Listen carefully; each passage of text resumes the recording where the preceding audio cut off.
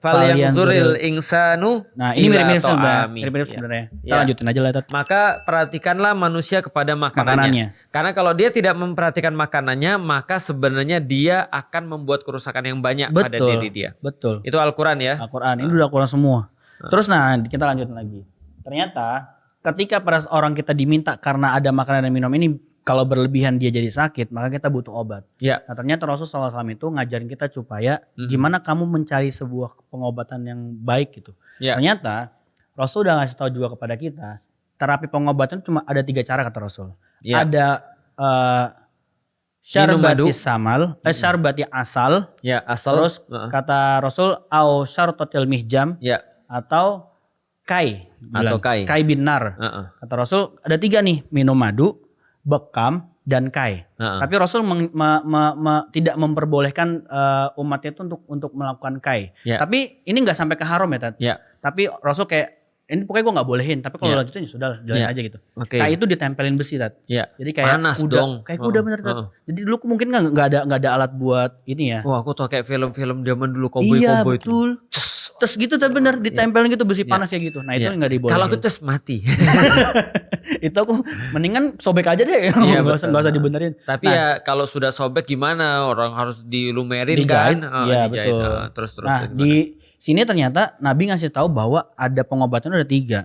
Ada yang dimasukin, ada yang dibenerin sistemnya, ada yang dikeluarin. Gitu. Oh, itu kalau minum madu masuk. Input. Berbekam itu output. Uh-uh. Kayak itu sistemnya diperbaiki kan organ-organnya jadi dibenerin lagi. Yeah. Nah berarti Tat, ketika ada orang, tapi ini kesimpulanku ya. Yeah. Kalau ada orang ketika pada saat dia udah minum obat, tapi ternyata keluarnya dia nggak sembuh-sembuh. Oke.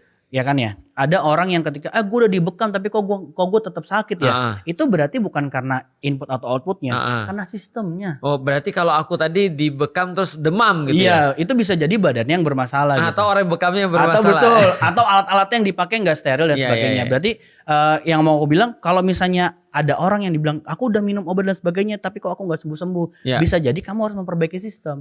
Sama kayak sekarang gitu. Kalau sistemnya nggak baik, apapun yang dimasukin keluarnya bakal buruk kan. Luar biasa. Keren banget antum ya, luar biasa. Jadi sekarang masalahnya gitu. mana? Masuk keluar atau sistem? Sekarang kita ngomongin yang input dulu aja. Nanti habis itu kita baru ngomongin sistem, habis itu baru ngomongin output. Sistem antum maksudnya tadi ini yang masalah sekarang inputnya, outputnya atau sistem nih sekarang? Yang masalah sekarang itu mau apapun input dan outputnya. Iya, oke, lanjut. Kita lihat. Ini kita udah menuju yang terakhir lah nanti nih. Wah, biasa. Nah ternyata kalau ngomongin tentang input berarti kan ngomongin apa yang kita makan kan. Ya. Nah ternyata makanan atau minuman yang disebutkan itu banyak banget. Oh iya, banyak banget. Banyak banget. Banyak serius. banget. Apalagi ketika bicara surga. Iya, itu aja kan banyak banget kan. Sampai ada aku aja baru tahu loh kalau misalkan pisang itu buah surga. Iya, betul. Sampai kayak gitu kan. Kan bahasa Latinnya Musa paradisica. Itu tapi pisangnya tuh Cavendish apa? Musa yang penting. Bahasa Arabnya mus. Oh ya? Karena ada satu referensi yang mengatakan bahwasanya ada seorang ulama yang sangat suka dengan pisang namanya Musa. Oh. Jadi ulama ini Syekh ini namanya Syekh Musa. Lalu kemudian dia suka sekali makan pisang. Mungkin disitulah kemudian ada kata Musa. Dan karena di dalam Al-Quran itu buah-buahan surga itu ada 2 cirinya. 1 enak, 2 wangi. 1 enak, 2 wangi. Iya. Pisang itu enak dan wangi dan tidak berbiji. Itu ciri-ciri buah-buahan surga. Kecuali pisang biji ya. Pisang kelotok ya. Pisang apa tuh? Pokoknya pisang biji lah ya. Iya ada tuh banyak bijinya. Pokoknya ada bijinya. Nah itu mungkin sudah terkontaminasi dunia ya. Tapi kalau yang wangi dan enak dimakan itu adalah pisang. Maka Musa paradisica, paradise. Oh, I see. Itu nanti tentang pisang tuh udah dibuka sama Ustadz. Yang pertama tuh sebenarnya yang sedang sering kita pakai kalau misalnya bulan Ramadan yaitu kurma. Kurma itu ternyata di dalam surat An-Nahl itu disebutin. Ya, Allah menumbuhkan bagi kamu dengan air hujan itu tanam-tanaman. Yang disebutin tuh langsung jelas gitu. Zaitun, kurma, anggur dan segala macam buah-buahan gitu kata Allah. Dan ternyata ada Rasul tuh pernah bilang gini, Tat. Ini nggak tahu ya, ini bisa dibilang standar kekayaan seorang muslim itu salah satunya dengan kurma. Rasul bilang gini, rumah yang di dalamnya tidak ada kurma, penghuninya adalah orang-orang yang lapar. Alhamdulillah aku ada. Berarti antum nggak lapar? Aku udah nggak ada tadi. Berarti antum orang-orang yang lapar. Aku termasuk orang-orang yang lapar. Dan bahkan kayak standar kalau kamu nggak ada kurma, berarti kamu termasuk orang-orang yang kurang mampu gitu dibilang. Bahkan yang kedua, tidak akan lapar sebuah rumah tangga yang memiliki kurma di dalamnya. Mantap, luar biasa. Itu kan balik lagi kayak tadi yang aku bilang, kalau ternyata makan 3 butir kurma aja khasiatnya sama kayak satu piring makanan. Atau kayak kita diminta sunahin 7 butir per pagi-pagi gitu. Itu untuk menghindarkan dari sihir dan sebagainya. Itu kan keren-keren banget ya. Sampai ada lagi tadi. Rasul tuh bilang, apabila seseorang dari kalian berbuka, hendaklah dia berbuka dengan kurma. Ya. Sesungguhnya kurma itu berkah katanya. Oke, kurma itu berkah. Terus kemudian apabila dia tidak mendapatkan kurma, hendaklah ia berbuka dengan air. Sesungguhnya air itu suci. Kalau misalnya ada air dan kurma berarti berkah dan suci. Ya. Kalau nggak ada dua-duanya, tidak berkah dan tidak suci. Enggak. Ya, contoh antum makan ya nasi rendang ya. Nasi rendang. Itu kenyang sih emang. Kenyang. Tapi itu bukan berarti tidak berkah, betul. Artinya tapi ini ada di hadis. Ada di hadis. Terus kemudian ada dibilang juga dari Salamah binti Qais, Rasul pernah berkata gini, berikanlah kurma kepada perempuan yang akan melahirkan agar anaknya menjadi murah hati. Itu jadi standar gitu. Ya. Terus kemudian itu adalah makanan Maryam saat akan melahirkan Isa. Betul. Sekiranya Allah mengetahui ada yang lebih baik dari itu, tentu dia akan memberikan yang lain. Mantap. Ya kan ya? Betul. Ketika pada saat, apa sih ceritanya yang... Wahuzi ilaiki bijit'in nakhlati tusakit alaiki rutobang janiyah. Jadi Maryam itu ketika mau melahirkan Nabi Isa, dia pergi ke sebuah tempat yang banyak kurmanya. Itu berarti masih di Baitul Maqdis. Oh, itu masih di Baitul Maqdis. Itu di Baitul Maqdis. Jadi Maryam ini kan tinggalnya di Baitul Maqdis. Maka dia pergi kemudian ke satu tempat menurut sejarah itu Bethlehem. Oh, tempat yang jamuan itu. Iya, dekat Jericho, Bethlehem. Bethlehem ini ketika dia lagi hamil lalu sakit kemudian dia kemudian bilang, ya laitani mitu qabla hadza wa kuntu nasyam mangsia. Ya Allah, lebih baik saya mati aja dan dilupakan. Saking sakitnya. Lalu kemudian Allah katakan tadi, wa huzzi ilaiki bijit'in nakhlati, maka huzzi ilaiki goyanglah dan apa tuh? Dia digoyang-goyangin lah. Digoyang-goyang ya. Nggak mungkin ya. Nakhlah, pohon kurma itu digoyang-goyang. Kan nggak mungkin. Nggak mungkin. Maka kemudian akan jatuh kepadamu rutoban janiyah. Maka Allah memberikan makan itu, begitu dimakan itu langsung rasa sakitnya hilang. Betul. Dan itu jadi salah satu kalau kata beberapa bidan dan lain sebagainya itu mereka bilang bahwa kalau misalnya mau induksi alami, itu kamu makanlah kurma untuk memperlancar. Akhirnya ngebikin orang bahwa kurma itu banyak banget khasiatnya gitu. Ya, yakin kita karena berkah tadi ya. Betul. Sampai dibilang ibu hamil itu dianjurkan konsumsi kurma karena mengandung mineral penting seperti magnesium, zat besi, asam folat ya, bukannya dan asam langsung sulfat. Kenyang. Iya, dan langsung kenyang. Mengganti energi yang capek seperti ibu-ibu itu capek ketika bahasa melahirkan. Itu kayak gitu. Dan bahkan asam folat yang di kurma bukan yang kalau asam sulfat nggak ada. Nggak ada ya? Bikin malu. Yang sangat berguna bagi perkembangan janin dan rahimnya. Ya, berarti daripada ngasih makan siang dan susu mendingan makan siang dan kurma. Kurma lebih mahal. Iya. Nah, ini ada banyak khasiat yang bisa kita baca ternyata. Luar biasa. Ini menurut penelitian modern ya, bahwa kurma itu 70%-nya mengandung glukosa alami. Sehingga bermanfaat bagi tubuh yang tengah mengalami keletihan dan kurangan tenaga. Makanya Rasul ketika pada saat dia buka puasa, makan kurma itu udah segar lagi. Kita coba ridho ya. Kita terapi kurma dia. Kita coba dia. Siapa tahu dia bisa gemuk, Dad. Siapa tahu. Iya. Dan dia ngomongnya bisa lancar. Ya kan? Enggak tadi lo pemurah. Loh, jangan salah loh. Antum belum tahu keberkahan kurma kan? Nanti kita coba. Kita coba ya. Nanti ya ya. Bulan puasa lu makan kurma puasa, nanti kita kasih kurma dong. Aisyah tuh ketika pada saat ibunya tuh kan dapat mantu Rasul SAW, terus dia bilang, "Kamu ini jangan kayak gini dong, kok kurus banget dan sebagainya." Terus akhirnya dikasih makanan enggak ada gemuk-gemuk. Ketika pada saat dia menikah di Rasul, terus habis gitu ikutin pola makan Rasul, makan kurma dan timun, itu gemuk, Dok. Iya. Coba deh, jangan makan kebab terus. Siapa tahu nanti Omar bisa jadi gede juga badannya. Iya, kan siapa tahu jadi anak-anak itu jadi besar-besar gitu loh. Tapi udah terlambat kan udah lahir kan. Kita coba ya. Enggak bapaknya lu kita coba. Iya, kita coba. Ya minimal mungkin memperbaiki omongannya. Bicaranya ya. Dan terus kita lanjutin lagi. Tadi belum banyak masih. Nah, kurma merupakan resistant starch yang dapat memperbaiki pencernaan yang bermasalah.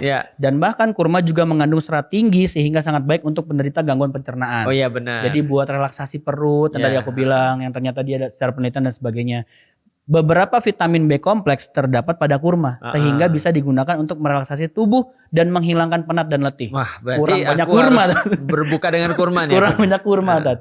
Terus kandungan glukosa yang tinggi pada kurma merupakan nutrisi yang amat baik bagi tubuh. Ya. Kandungan lemak pada kurma itu rendah. Ya. Lemaknya rendah tapi seratnya tinggi. Maka dapat digunakan untuk mengatasi obesitas. Aku berarti harus makan kurma. Vitamin C. Ya, kurma jika digabungkan dengan vitamin C dari buah-buahan seperti semangka akan menjadi kombinasi yang sempurna. Tapi masalah orang Indonesia cuma satu. Apa dat? Kebeli nggak? Kebeli nggak itu? Iya betul. Iya itu dia.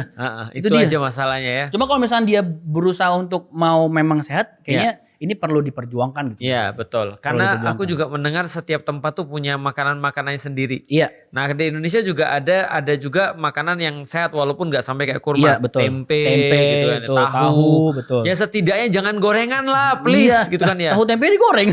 Iya sih, gimana ya? Jadi gorengan. Ya minimal nggak gorengan yang itu loh, yang kayak gitu-gitu tuh. Direbus lah. Dokter Zaidul malah kan bikin sandwich kurma. Oh gitu ya. Tempe. Enak nggak? Aku belum pernah, tapi kayaknya istriku udah pernah dan enak. Enak ya? Enak, confirm ya. Tempe, karena ada gorengan. Tempe, kurma, cabai rawit. Ada lah, aku nggak mau kalau gitu mah tempe, kurma, cabai rawit. Rasanya apa tuh? Tapi yang intinya tapi intinya adalah ada banyak makanan-makanan lokal yang juga tidak kalah sehat. Betul. Kalau tidak lagi ada kurma, ya jangan juga. Contoh aku nggak mau buka puasa nih. Kenapa nggak ada kurma nih? Nggak juga gitu. Karena ada air putih tadi Rasul kasih tahu. Iya. Tapi air putihnya dicampur buah, dicampur susu. Campur gorengan. Ya itu coba lihat berusaha lah. Aku yakin kok di masjid-masjid pada bagiin kurma. Iya 30 hari sehat loh. Iya kan antum kan minimal lah buka puasa di masjid gitu kan ya. Terus pas dibagi-bagiin kurma antum bisa ambil 3. Iya. Terus 3 lagi di tangan kiri untuk besok kan boleh. Kan kadang orang tuh makan kurma tuh jarang loh di masjid. Tadi kayak bukan jadi dikasih tapi nggak dimakan. Kumpulin. Bisa jadi satu kotak. Jual. Terus ada lagi tentang kurma. Dari Abdullah bin Ja'far berkata, aku telah melihat Rasulullah makan mentimun disertai rutop. Ini yang aku bilang, kombinasi panas dan dingin. Orang Sunda nih. Tambah sambal. Iya. Mentimun dan rutop. Terus dari Ummul Mukminin yang tadi aku bilang Ridho boleh coba. Rasul itu memakan semangka dengan kurma basah dan dia berkata panasnya kurma maksudnya dinetralkan dengan dinginnya semangka. Iya. Dan dinginnya semangka dinetralkan dengan panasnya. Iya. Itu orang Cina dari dulu meyakini semangka itu adalah buah untuk panas dalam. Betul. Dari dulu. Oh iya? Iya dari dulu. Makanya semangka itu buah untuk panas dalam. Berarti gak perlu minum-minuman yang itu udah penyegar gitu. Iya, makan semangka aja bisa. Ada orang Cina bikin satu kapsul khasiat semangka untuk panas dalam. Tapi kenapa obat-obat Cina itu selalu berkhasiat? Itu isinya apa sebenarnya? Sebenarnya ada mungkin semangka tapi semangkanya ditanam sama babi ya. Jadi gini, orang Cina itu obatnya juga berdasarkan panas dan dingin. Betul. Iya, sama. Betul. Jadi kalau misalnya ada yang panas didinginin. Siapa dulu namanya Huang Dinejing? Siapa? Huang Dinejing tuh ada orang yang dari Cina zaman dulu tuh jadikan sebagai sekarang tuh kan dari Cina tuh ada TCM dan sebagainya. Nah salah satunya kalau untuk yang herbal-herbal tuh Huang Dinejing dan sebagainya gitu. Iya, jadi kalau contoh ya misalnya ya. Kemarin itu ada habatus sauda. Itu panas kalau kalau orang Chinese. Betul, emang benar. Di kita juga yang setahu aku pelajaran tentang itu kan emang ada campuran. Memang itu sifatnya panas dan itu bagus kalau ketika kita batuk. Iya. Makanya contoh ketika aku makan habatus sauda itu kadang-kadang aku demam juga tuh. Karena kebanyakan kan kita nggak balance dengan yang lain. Harusnya kan kita kan gizinya seimbang. Iya. Emang sekali makan berapa? Berapa ya? Pokoknya yang ada kapsul-kapsul gitulah. Iya, aku habatus sauda tuh paling nggak sepagi tuh 1 atau nggak 2 maksudnya. Oh gitu. Jadi jangan lebih. Kalau aku sekarang tuh ya aku lebih kepada pertama jaga makanan. Betul. Jadi kalau misalnya jaga makanan, aku berprinsip begini bro. Jadikanlah makananmu sebagai obat. Sebelum obat jadi makananmu. Itu kata Hippocrates. Oh itu kata Hippocrates. Aku berarti Hippocrates. Hippocrates tuh bilang gitu. Jadikanlah makananmu sebagai obat dan obat sebagai makananmu gitu. Kalau aku jangan jadikan obat sebagai makananmu. Kalau aku jadikanlah makananmu sebagai obat sebelum obat jadi makananmu. Daripada obat jadi makananmu. Hipofilik. Iya. Artinya contoh ya, aku ngopi tuh niatku juga gitu. Kopi kan herbal. Betul. Ya kan ya, sama kayak peresan teh kan. Betul. Nah, jadi aku bilang ini obat insya Allah. Ternyata kan memang obat. Tapi yang original. Kecuali kalau kopinya yang lain. Atau kopi minta, itu jadinya malah dosa tuh. Kalau nggak dikasih itu. Orang nggak ridho gitu. Nah terus ada lagi madu. Madu ini sangat luar biasa. Ya, ini bahkan pekerjanya dikasih surat khusus. Emang iya tadi? An-Nahl. Oh lebah. iya, Nah, aku pikir tukang kerja. Yang nyari madu bukan antum loh. Oh iya, lebah loh. Dan dia selalu bikin nggak cuma untuk dia sendiri. Iya. Dan bahkan kalau secara aku tadi tuh baca, dia itu, nah ini nanti ada. Iya. Itu mereka tuh bikin emang bahkan melebihi kapasitas manusia di muka bumi ini. Betul. Artinya lebah itu kata Allah mereka itu akan hinggap di tempat yang baik. Betul. Akan mengambil yang baik. Ya. Dan meninggalkan yang baik. Meninggalkan yang baik, betul. Nah, itu seperti muslim. Kata Rasul, muslim seperti lebah. Apa tuh ada heksagonal dan sebagainya. Iya, gitu. betul. Ciri-ciri kekuatan. Nah, kayak tadi Ustadz bilang, aku lagi flu misalnya, misalnya infeksi tenggorokan. Itu sebenarnya kalau dari sisi herbal dan sebagainya, itu tinggal nyampurin madu sama jahe sama jeruk nipis. Masalahnya madunya mahal. Madunya asli apa enggak? Kalau dibawa ke rumah asli berantem. Karena mahal. Bukan kenapa? Iya, karena berantem. Ini kok mahal-mahal beli madu. Iya, apa madu, jeruk nipis sama jahe. Sama jahe. Tapi madunya yang diproses duluan itu jeruk nipis sama jahenya. Oke. Jadi digeprek biasa satu gini doang. Iya, baru dikasih madu. Nanti madu ketika udah hangat. Jangan pas panas dikasih madu. Iya. Karena itu menghilangkan khasiat dari madu. Oh, siap. Terus ada orang suka insomnia tuh. Iya. Itu ternyata tinggal minum 1 sendok madu yang ditaruh di dalam air hangat. Minum sebelum menjelang waktu dia mau tidur. Ya. Itu baik juga. Terus ada lagi orang-orang yang kecanduan alkohol dikasih aja nih buat minum madu. Sehari 7 sendok. Ngapain dia? Biar dia tuh bener gitu. Serius? Iya, itu ada penelitiannya. Kecanduan alkohol itu diminta untuk minum madu 7 sendok makan dalam 1 hari. Tiap harinya. Itu biar memperbaiki ini badannya dia. Ya betul. Berarti ini ya di sini ada yakhruju min butu niha syarobun. Jadi keluar dari perut-perut mereka lebah-lebah itu syarobun, minuman betul. yang mukhtalifun. Betul. Mukhtalifun itu berlain-lainan, alwanu warna-warnanya. Fihi shifaun. Fihi shifaun linnas. Fihi shifaun linnas. Di dalamnya terdapat kesembuhan bagi manusia. Iya. Baik lagi harus percaya dulu dengan firman Allah. Makanya Tibun Nabawi dan sebagainya itu intinya adalah sebenarnya kepada keimanan. Loh, kalau orang-orang nggak percaya itu madu manuka itu nggak mahal, bro. Kalau nggak percaya bener. Mahal biang mahal, makanya mahal banget. Makanya madu Yaman juga mahal, Tat. Iya, itu ngambilnya setengah mati, bro. Di Yaman, manuka. Antum tahu bukan? Manuka kan di New Zealand. Kalau madu Yaman antum tahu? Itu ngambilnya tuh di gunung-gunung. Padahal itu kan berpasir ya. Itu dia. Tapi kan gunung-gunung semua. Yaman tuh gunung. Bener. Kata Allah kan madu itu kan dari 3 tempat. Lebah tuh 3. Buat sarang di hutan. Di gunung dan di tempat-tempat tinggal manusia. Iya. Nah, artinya ketika gunung tandus banget, bro. Iya, makanya itu salah gerak dikit, bro. Langsung wassalam, bro. Iya, betul. Salah gerak dikit berjumpa di dunia lain, bro. Bentul. Lah makanya mahal. Serius loh. Iya, mahal banget. Itu sampai jutaan ya? Iya. Jutaan, kan? Itu di Madinah ada tuh jual kambing di kuas sama madu Yaman. Kambing makan kambing kebuli gitu. Iya, terus pas dipanggang dikuas pakai madu Yaman. Itu kayaknya lebih mahal madunya. Bukan, setelah itu stres antum.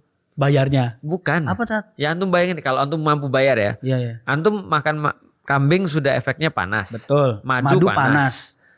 Wah, nggak ada istri pusing itu, Tat. Itu dia. Reja pusing. Makanya. Bener. Iya. Makanya orang Arab suka makan madu tuh, suka makan kambing, tambur madu itu dia nggak sendirian. Makanya ada acar di situ dan sebagainya itu buat penawarnya. Tapi aku kan males makan acar. Ya berarti pantas antum bawa umalil terus ya.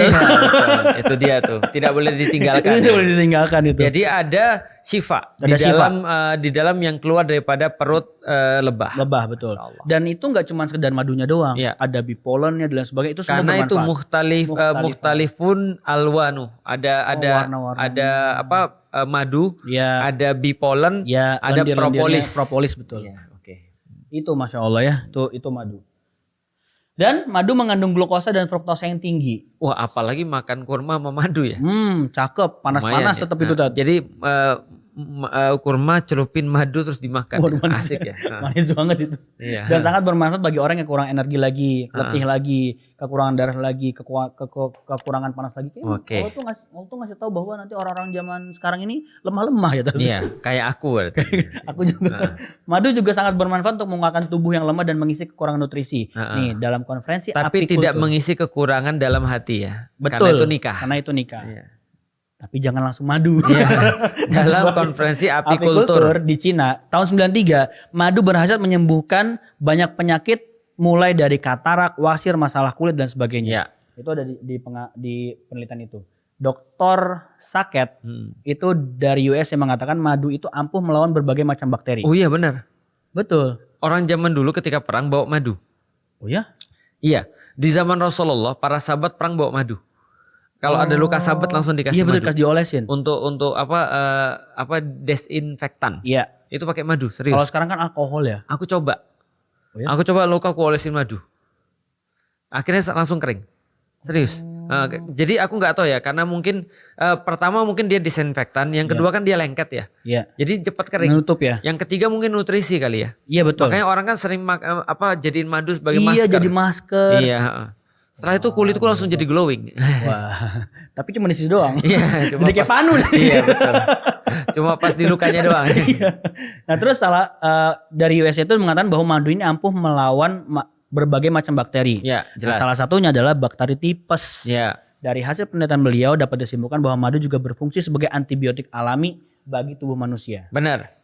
Sepakat. Soalnya kadang mungkin orang tuh kalau sekarang defaultnya itu ketika pada saat gue harus ini gitu. Ya. Harusnya kan kalau misalnya kita balik kepada ini ya. Kalau misalnya kita tahu bahwa ternyata ada yang superfood kayak ini bisa jadi alternatif utama gitu. Betul. Seringnya orang menjadikan apa yang disampaikan oleh Allah dan Rasulnya sebagai cadangan. Tadi Ustaz bilang Ya, alternatif. opsi. Ya. Padahal sebenarnya ini yang harus dijadikan sebagai uluan. Gitu. Betul. Itu kalau misalnya bisa kayak gitu kayaknya kita jadi sehat banget deh. Insya Allah. Insya Allah ya. Luar biasa. Ini madu. Yang ketiga. Ini madu yang ketiga. Ini. Zaitun. Wah ini agak sulit Aku jujur belum pernah makan buahnya Tat. Wah parah antum. Itu aku tadi aku ngelihat story orang aja makan madu, makan zaitun tuh kayak gimana gitu? Iya itu ndeso tuh. Orang-orang gak biasa ndeso begitu. Oh iya. Iya. Masalahnya adalah kalau di Turki. Saya suka. Aku ya gitu juga. Ustaz Sayo kenapa? Jadi aku bilang sama istriku gini. Mudah bagi istriku untuk ngelihat aku lagi suka nggak makanannya di hotel. Oke. Kalau aku nggak suka, aku makan zaitun. Hah? Iya serius. Kalau nggak suka aku makan zaitun, karena nggak ada yang bisa aku makan yang lain. Dan tapi kalau ada yang lain, iya kalau ada yang lain aku nggak makan zaitun. Tapi aku bisa makan zaitun. Gak kayak istriku nggak bisa. Gak sama sekali. Susah. Aku minyaknya aku makan Tat. Minum aku pernah konsumsi. Dan itu kan khasiatnya buat bisa bikin glowing gitu juga termasuk. Aku makan juga, tapi makannya sama spaghetti. Loh, antum nggak tahu ya? Minyaknya kan dikasih spaghetti. Orang-orang luar tuh semua tuh zaitun. Oh iya aku tahu. Itu tuh minyak zaitun. Antum tahu dressing salad itu pakai zaitun. Semua dressing tuh pakai zaitun. Oh. Kalau orang-orang ini berarti aku makan zaitun. Caesar salad itu pakai zaitun dressingnya. Iya makanya. Luar biasa. Jadi mereka contoh ya, antum tahu pasta pesto. Pasta tahu. Pasta tahu. Pesto itu sambal lagi sausnya yang dibuat yang warna hijau. Itu dari basil, zaitun. Ada zaitun juga. Ada zaitun. Keju parmesan segala macam. Iya, zaitun tuh umum dipakai di Yunani, masakan Yunani Italia ya biasa. Terus kemudian di Spanyol, di Turki, semuanya zaitun. Semuanya zaitun. Jadi dekat-dekat nggak? Kan dibilang pohon zaitun tuh ditemukan oleh Allah dari Gunung Sinai. Gunung Sinai dari mana? Gunung Sinai itu adanya di Mesir. Eropa juga. Bukan, Mesir. Sinai. Berarti zaitun terbaik itu ada di Mesir berarti? Di Mesir. Kata Allah di dalam Al-Quran, la syarqiyah wa la gorbiyah. Apa artinya? Tidak timur, tidak barat, tengah-tengah. Iya, Baitul Maqdis. Baitul Maqdis. Iya. Maka Baitul Maqdis itu adalah negeri zaitun. Betul. Orang-orangnya memakai zaitun sebagai simbol mereka. Jadi zaitun tuh melebihi daripada pohon bagi mereka. Makanya orang-orang Israel tuh sekarang menghancurkan zaitun. Ya itulah orang bajigur itulah memang ya. Jadi zaitun ini memang luar biasa penting sih dalam budaya apapun. Terutama di Turki itu mereka tiap pagi pasti makan zaitun. Tiap pagi ada zaitun hijau, ada zaitun hitam. Kalau itu tuh nggak cuma hijau doang ya, Tat? Nggak, ada yang hitam. Ada 2 zaitun lebih hitam manis sama hijau. hitam. Kalau hitam itu lebih mudah dimakan, tapi lebih dikit kayak apa ya? Kayak rasanya tuh kayak asin. Asin. Kalau yang hijau baru kayak sepet sama asam. Itu pas dimakan kita pertama kali sensasi makan itu bisa nelan nggak, Tat? Ketelan nggak, maksudnya ketelan? Kalau aku pertama kali makan, kalau aku sih ya namanya lidah internasional ya. Iya. Kalau antum lidah proletar, lepeh pasti. Istriku sampai sekarang nggak bisa. Nggak bisa. Kalau aku selalu paksain. Kalau aku pergi ke Turki, minimal sehari 2 hari 3 hari pertama aku pasti makan zaitun. Efeknya apa kalau misalnya ketika bahasa antum makan zaitun? Aku merasa pertama, aku tidak melakukan apapun pertama kecuali aku menginginkan bahwa ini adalah sunnah. Oke. Itu aja tuh. Jadi mau enak nggak enak aku nggak peduli. Yang penting ini sunnah. Dalil di atas riset. Betul. Dalil di atas. Nah baru yang selanjutnya aku merasa ya nggak kenyang. Makanya aku butuh pasta. Iya, makanya aku butuh yang lain. Tapi kan ada zaitunnya juga. Ya, tapi setidaknya aku mencoba. Menarik adalah ketika ada surat watini wa zaitun itu di dalam kepercayaan orang Turki mereka mencampurkan, bisa ada tin, zaitun dicampurin jadi satu, dikasih madu. Didiemin sehari terus baru dimakan. Oh jadi kayak nabis. Oh itu obat banget. Gitu ya? Itu obat banget. Itu keren banget sih. Ya itu luar biasa tuh. Itu obat banget tuh. Tapi zaitun di Jakarta, di Indonesia mahal. Itu masalahnya. Iya. Karena zaitun itu atau jadinya jadi oil Tat ujungnya. Iya, terkenal itu zaitun Spanyol. Lalu kemudian Yunani terkenal juga eksportir. Lalu kemudian Turki. Iya. India katanya lagi buat India. India, Tat? Gak tahu sih katanya, tapi gak tahu apa Cina yang buat ya, lupa juga aku. Kayaknya lebih percaya Cina. Iya bisa jadi. Karena Cina itu semuanya ada. Nah itu salah satu rahasia besar dari minyak zaitun adalah tingginya lemak tak jenuh dan unsaturated fatty acid yang justru berhasil menguatkan jantung, pembuluh darah dan otak. Betul. Dan Rasulullah sangat gemar meminyaki badan dan rambut beliau dengan zaitun. Iya. Sebagaimana disebutkan dalam sebuah hadis, pakailah minyak zaitun dan minyakilah tubuhmu karena itu berasal dari pohon yang diberkahi. Iya, itu pohon memang pohonnya berkah banget. Aku sangat suka percabangan zaitun. Cabang-cabangnya bagus banget. Jadi kalau antum melihat pohonnya tuh senang pasti. Atau ada di sini? Ada. Tumbuh. Tumbuh di Indonesia tapi nggak bisa seperti percabangnya, nggak bisa seperti di tempat aslinya. Jadi di sini tumbuhnya kurus-kurus. Karena dia tuh butuh tempat panas ya, Tat? Ya, dia butuh 4 musim dan tanah tertentu. Makanya di sini akhirnya aku tanam kalau di HQ aku tanamnya pohon kayu putih. Jadi mirip dengan zaitun. Tapi ya nggak seperti zaitun. Ya zaitun pokoknya nyeneng kayak zaitun. Zaitun tuh yang paling tinggi tuh ada berapa ya? Berapa ribu tahun kalau nggak salah. Pohonnya? Iya, berapa ribu tahun ada yang sampai usianya segitu. Jadi zaitun tuh luar biasa hebat pohonnya tuh, luar biasa keren dan masih berproduksi. Dan masih berproduksi. Dan coba, antum tahu nggak daun zaitun itu perlambang apa? Enggak. Perdamaian. Bentuknya aja aku nggak tahu. Nah, bentuknya nanti lihat di depan tuh ada pohon zaitun nanti. Oh zaitun. Iya zaitun. Yang kemarin itu tin. Oh. Nah, jadi kalau pohon tin itu sekeluarga sama beringin, ficus. Kalau zaitun itu bukan ficus. Dia kayak minyak kayu putih. Aku tahu minyak kayu putih. Bukan juga minyak kayu putih, dia tersendiri. Tapi kalau di Indonesia dia nggak akan seperti di tempat aslinya. Jadi kalau di Indonesia cuma kurus-kurus gitu doang. Tapi tetap berkembang gitu ya. Nggak bisa berbuah tapi. Ya. Sayang sekali. Ada orang-orang yang beli pohon zaitun dari Spanyol misalnya ya. Dia beli pohon zaitun 90 juta, ada yang 180 juta. Berarti udah jadi gitu ya? Udah jadi terus dipindah ke Indonesia, nah baru bisa tumbuh agak gede. Oh, dan tetap berbuah bisa? Enggak bisa berbuah. Tetap nggak bisa berbuah? Nggak bisa. Itu perlu panjang gelombang matahari yang berbeda. Berarti benar-benar tempat yang diberkahi gitu ya? Yang bisa La Gorbia, La Syarkiyah wala Gorbia. Dia ada di tengah-tengah. Betul. Dan ternyata manfaat zaitun itu banyak. Dan kata Allah kan minyaknya kan bersinar walaupun tanpa cahaya. Minyaknya? Iya, di dalam Al-Quran tuh. Zaitun itu minyaknya bersinar. Seolah dia bersinar walaupun tidak ada cahaya. Itu kata Rasulullah. Kata Allah maaf. Minyak zaitun aku di rumah bersinar kan. Iya. Itu berarti jadi salah satu faktor ini asli apa enggak? Intinya barokah. Barokah itu cahaya. Yeah. Nah ini manfaatnya Tat. Ya, zaitun tuh bisa malah sampai dia bisa mencegah kanker. Ya. Seperti kanker payudara bahkan, kanker usus besar dan kanker lambung. Dia sampai bisa mengurangi kolesterol darah. Ya. Kalau misalkan kita rutin mengkonsumsi itu. Cuman memang perlu pembiasaan aja sebenarnya. Dan dia punya antioksidan kuat, memperbaiki sel pankreas yang tadinya kan orang pankreas itu kan diabetes itu dari sana. Ya. Kerusakan pankreas dan sebagainya. Dan itu dia bisa memperbaiki sel pankreas malah. Dan kemudian zaitun ini dia bisa mengurangi tekan darah pada penderita darah tinggi. Masya Allah. Jadi selain kalau misalkan dibekam konsumsi zaitun, ini bisa melancarkan lagi tekanan darah. Melancarkan ASI, menguatkan tulang dan sendi. Kan tulang itu kan butuh cairan. Radang. Terus kemudian dapat dipakai sebagai obat tetes telinga. Tapi harus sesuai anjuran. Kita coba ke Ridho. Jadi tadi kan karena madu mahal ya. Madu mahal. Nanti kurma dicelupin ke minyak zaitun. Nah, gimana dong? Dicelupin kita tetesin. Iya, terus tetesin ke mulut. Gak dimakan sama dia. Tapi ada lagi nggak? Kalau misalkan kayak habatus sauda juga disebutkan dalam Al-Quran. Betul. Terus ada lagi. Banyak banget kalau makanan mah. Iya, makanya kalau misalnya bahas ini terlalu banyak banget. Burung, anggur, delima. Betul, delima tuh hasilnya banyak banget juga. Banyak. Terus ada pisang. Pisang tapi nggak secara langsung ya. Minuman itu apa ya? Susu. Dan susu ternyata aku juga baru baca kalau ternyata susu tuh paling bagus kalau nggak cuma susunya doang ya, tapi proses si sapinya. Terus makanannya. Terus ketika diproses menjadi minuman itu ternyata nggak boleh dengan suhu 100 derajat karena proses pasteurisasinya bla bla bla dan sebagainya itu wow. Kita pernah bahas. Contoh ya. Antum tahu kambing kan? Tahu. Kambing di Arab itu makanannya kan beda dengan kambing di sini. Betul. Kambing di Turki beda makanan dengan kambing di sini. Betul. Itulah kenapa dagingnya juga beda-beda. Iya. Kenapa tuh pokoknya di New Zealand itu sapinya enak-enak misalnya, wagyunya enak-enak misalnya. Ya karena tadi makanannya beda.